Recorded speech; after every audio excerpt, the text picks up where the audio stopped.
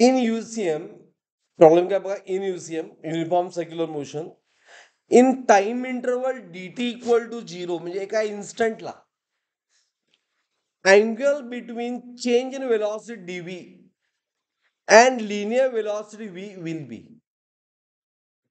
आता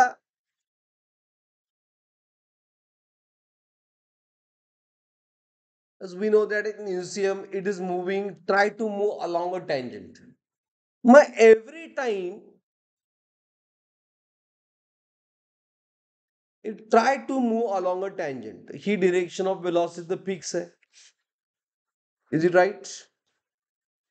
म्हणजे speed constant राहते, फक्त वेलॉसिटी चेंज होते. मग ह्यामध्ये अँगल पाहिजे linear velocity v and change in velocity. आता चेंज इन वेलॉसिटी म्हणजे काय? ऍक्सलरेशन. प्लस ऍक्सलरेशन म्हणजे काय असतं?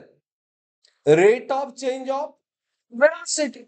आणि मला सांगा सेंट्रीपेटल फोर्स UCM मध्ये ओके ऍक्सलरेशनची डिरेक्शन सेंट्रीपेटल ऍक्सलरेशन हे एकच ऍक्सलरेशन ऍक्ट होतंय, बरोबर ना? जे ऑलवेज ऍक्ट होते along radius and toward centre. मग एव्हरी इन्स्टंटला ह्या ऍक्सलरेशन मध्ये आणि वेलॉसिटीच्या डिरेक्शन मध्ये अँगल किती आहे?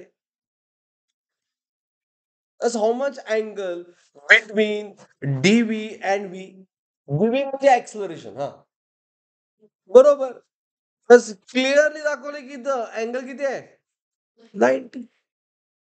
सो अँगल कोणामधला? Angle between v and dv म्हणजेच काय? AC मधला अँगल किती आहे? 90 degree. Is it clear all of you? Understood this numerical? सोपा होता.